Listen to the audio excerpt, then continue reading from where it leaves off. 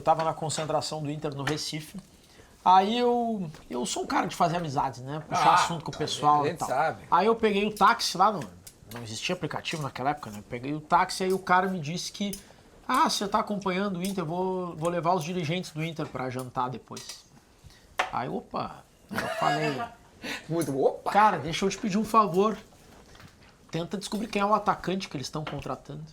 E era um taxista simpático. Eu pensei, esse cara vai fazer amizade com os dirigentes. Muito bom. Aí ele foi e levou Fernando Carvalho e Vitório Pífero pra jantar. Tá.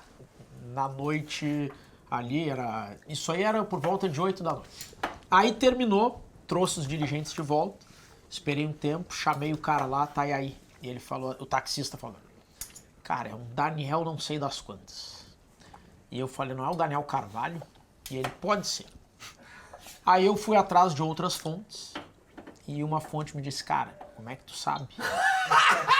Aí eu falei, cara, eu tenho fontes aqui, né?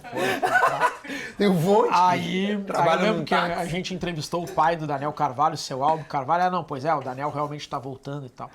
E aí todo mundo ficou pensando, mas o Rodrigo tem alguma fonte lá de dentro que entregou. Quem será que passou? A fonte era o taxista do hotel. Claro que eu não me baseei apenas no taxista. Eu usei como ponto de partida, mas eu não tinha como saber que era o Daniel Carvalho. Mas fez todo sentido, porque tu dá o negócio, começa e o cara, tá bom, como é que tu sabe? O cara te entregou, né? E teve uma outra, antigamente a gente fazia a saída do hotel, né? Uhum. As rádios mandavam repórteres pro hotel, o ônibus tá saindo, a gente ouvia os jogadores, né? Ó, vou te dar essa colher de chá aí. Fulano, vai pro jogo, não, vamos lá, o jogo e tal. Aí eu lembro que era uma saída do Inter, o Fabiano Heller não ia ser titular. Não tinha por que eu entrevistar ele. Mas, pô, o cara, campeão do mundo e tal, o Heller, não vai jogar, mas vai estar junto ali com os jogadores. Ele, sim, até porque eu tô me despedindo do clube, né? Aceitei uma proposta lá com o clube dos Emirados, quero agradecer todo mundo, é minha despedida, tô emocionado. E ninguém sabia que o cara ia embora. O cara do nada te deu um furo. Do nada. De forma totalmente aleatória. Cara, o bom repórter tem que ter sorte também, né? A real é essa. Às vezes tá no lugar certo na hora certa, né? Uhum. É difícil lidar com jogador ou com dirigente? O que é mais difícil, assim, para vocês, repórteres de dia a dia? Assim, jogador, a gente tem nos dias de hoje lidado pouco, né? Com alguns, assim, que estabelece uma relação, a gente, pelo menos comigo, não sei como é que é com o Rodrigo, com os que eu tenho boa relação, assim, absolutamente tranquilo. Mas são com poucos. Não são com muitos jogadores que acho que a maior parte da imprensa hoje tem relação. Porque é tudo muito blindado, é tudo muito fechado. A relação que vocês acabam tendo é em coletivas? É em coletiva. Ou numa a não zona ser... E muitas vezes os jogadores ou não passam na zona mista ou não querem falar na zona mista. Então, assim, a não ser que você crie um outro tipo de relação fora daquele ambiente e aí você tem a relação com o jogador. Mas hoje, assim, de maneira geral, é algo muito limitado, né? Então a gente tem, assim, mais, não sei se é a mesma coisa com o Rodrigo, a relação maior de conversa com o dirigente. E dirigente e treinador, vocês têm acesso aos caras, porque hoje em dia vocês vão em WhatsApp, é isso? Eu converso bastante com hoje em dia tá muito WhatsApp. difícil. A gente não tem mais o contato olho no olho no dia a dia. O que prejudica, eu acho, pra criar essa relação, né? Total. Tu tem um treino aberto, 15 minutos de aquecimento e tu não conversa com ninguém. Não. Tu tem um contato maior nas viagens, né? E nos jogos. Eu, particularmente, Duda, eu sei que alguns colegas têm uma visão diferente. Eu procuro não levar para o lado pessoal atritos em entrevista coletiva, porque eu acho que tem que entender que o treinador que te dá uma patada, ele está sob forte pressão. Quem olhar no YouTube e botar lá, Renato discute com um repórter, vai acompanhar um atrito meu com o Renato em 2010, na primeira passagem dele, em 2011, na primeira passagem dele, e já tive outros atritos com o Renato, com o Abel, com outros treinadores, e é muito comum os amigos dizerem, cara, minha solidariedade, o cara foi estúpido contigo, o cara é brabo. E, cara, eu sorrio porque eu acho que isso faz parte do jogo. Eu sei que não é pessoal. Da mesma maneira que a pergunta que a gente faz, às vezes mais ácida, às vezes questionando o erro do treinador ou apontando um erro, não é porque a gente não gosta do cara, é porque é o nosso papel, o torcedor que está nos ouvindo, ele quer saber aquilo. Então não é pessoal. Da mesma maneira, o treinador que está do outro lado, e imagina, o cara acabou de sair de um resultado ruim que ele pode perder o emprego. Tá bravo, tá chateado, tá pressionado e vem um repórter dizendo que ele errou. Eu entendo que se ele é agressivo comigo, não é algo pessoal. Não é porque ele não gosta de mim. É porque ele tá sob forte pressão. Mas assim, tu entende que é papel de vocês pressionar e perguntar, né? Com toda certeza, com respeito. Com respeito, claro. Mas por vezes, mesmo com respeito, o cara não gosta. Tia, tá muito em voga isso hoje, né? Vocês dois que fazem coletivas direto, tá muito... Acho que a gente tá num momento muito conversando a respeito às coletivas, né? E até o Renato tem sido muito ríspido, Mas assim, depois desse dia que o Renato, desse bate-boca com o Renato, 2011, ele saiu no dia seguinte e no mesmo ano eu encontrei ele no Rio e Ipanema. Fui fazer um jogo do Inter, tava acabando, encontrei, a gente deu risada. Ele deu risada.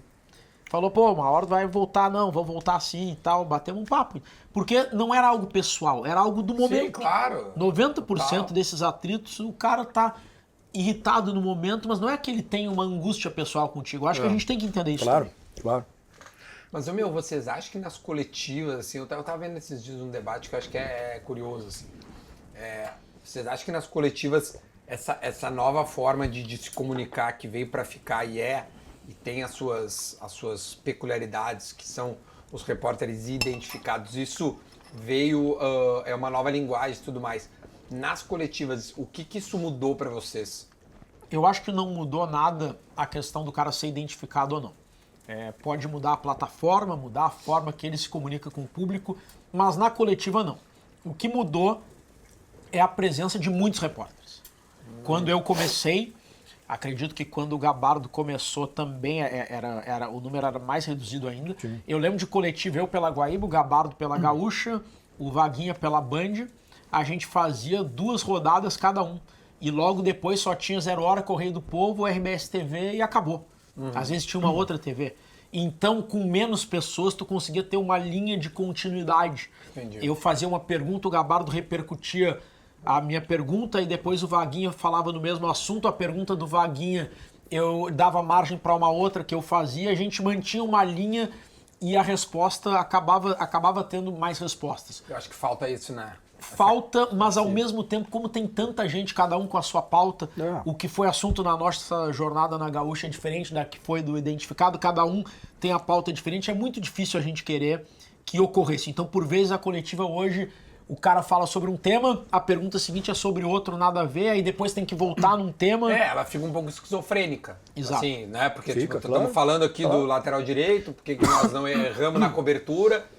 Pro cara, é verdade que tá vindo o centroavante e tal, tipo, exato, né? Mas é muito pela quantidade, não exatamente pelo cara ser identificado ou não. Eu acho que é um novo momento, assim, e que acaba se tratando de um exercício de aprendizado. A gente tem que entender que vai ser diferente, já está sendo diferente e vai ser diferente daqui para frente, né? Não é mais como era antigamente e não vai voltar mais a ser como era antigamente. A partir de agora, as entrevistas coletivas serão assim, com todos participando, porque eu acho muito injusto também. O cara tem um canal lá que acompanha e vai todo dia lá no treino, ele tem que fazer pergunta, né? Também não pode deixar ele de fora. Se ele tem uma certa relevância, ele tem que participar da entrevista. Então, assim, eu acho que é um aprendizado que a gente está tendo. Eu acho que em alguns momentos se perde qualidade na entrevista, porque as coisas ficam um pouco desencontradas. Acho que em alguns momentos também, pro meu gosto, tem gente que gosta, mas pro meu gosto as perguntas são um pouco agressivas em alguns momentos, respeitando quem gosta disso, eu não gosto, acho que a pergunta tem que ser feita com respeito, mas essa é uma realidade que a gente tem que lidar. É isso. E é assim que a gente vai acompanhar as entrevistas a partir de agora. E eu acho que as redes sociais, o YouTube, as novas plataformas, elas levaram o jornalismo esportivo para mais públicos. E isso vale inclusive para nós no Grupo RBS, que temos a programação da Gaúcha retransmitida no YouTube, temos programas específicos para o YouTube. E acontece o seguinte, não tem mais aquilo, né, Duda, de que ou tu assiste o Faustão, ou tu assiste o Gugu, ou tu assiste o Fantástico ou o Silvio Santos. O pessoal consome tudo. Eu lembro quando eu tinha 15 anos, eu gostava de ouvir rádio, muito. Chegava ali às 5 horas, ouvia as manchetes da Band, às 5h10 as da Guaíba, às 6 as da Gaúcha. E ficava ouvindo as notícias da dupla Grenal. Eu era o único da minha turma no colégio que fazia isso. Os outros estavam ouvindo música no Inamp ou no Casar. Hoje, tu vai em qualquer turma aí de colégio do ensino médio ou fundamental, a galera te acompanha. acompanha a gente, acompanha os nossos programas no YouTube, acompanha o JB, o Vaguinho, o CCD, o Baldaço, né? Acompanha os tantos e dá para acompanhar todo mundo. Então, eu acredito que o jornalismo esportivo está chegando hoje a mais públicos do que chegava antes. Então, isso é algo positivo. Eu também acho. Eu só acho que agregou. Eu também acho que às vezes acho que a qualidade sim, mas acho que isso é muito questão de gosto mesmo. Sim. Né? Eu acho que eu também não sou muito fã da pergunta muito agressiva, mas é um perfil, também é um perfil. E tá bom. Porque, né, a única coisa que às vezes eu fico um pouco receoso é se de fato ajuda, por exemplo, se o Roger atualmente, o Renato, sei lá, qualquer outro treinador aí, a gente não pode perder o cara pro cara tá... Deus, pra mim deu, eu não quero mais responder então. Tá? A gente pode perder um pouco, sabe? Mas aí é uma perda coletiva. Para muito jogador é tudo a mesma coisa. Sem dúvida. Vocês da imprensa. Exatamente, sabe? Eu percebo assim. Mas daí eu como ouvinte, sabe? Porque o cara não curtiu, mas o repórter tá no direito, tá? De fazer a pergunta. Tá no direito, pode fazer, não tem problema. Tá todo mundo no seu papel. Ele pergunta, outro responde. Mas por ser feito dessa forma, pode ser que o cara diga assim, tá, cara... Então a gente perde um pouco o que a gente poderia... Porque é muito, muito raro tu ouvir hoje em dia, né? Vamos lá, Duda, para a gente falar, tentar aprofundar um pouco esse debate, né? Primeiro, eu também não gosto assim de perguntas muito agressivas, mas tem gente que gosta. Eu recebo muitos relatos assim, pô, vocês não apertam os caras lá na entrevista, pô, os dirigentes, o Grêmio tá caindo, o Inter tá mal, porra, e aí, vocês não fazem nada, vão deixar os caras, tem que peitar, tem que gritar, tem que... Cara, cada um tem o seu estilo. Exatamente. Então a gente tem, assim, hoje muitos estilos diferentes, né? Tem muita gente que gosta de ver o teu assado, muita gente, mas tem outros que preferem ver outro tipo de conteúdo. Tem gente que gosta de acompanhar o nosso trabalho mais tradicional, tem gente que não gosta e quer ver o canal de outro cara identificado, ou com o Inter ou com o Grêmio.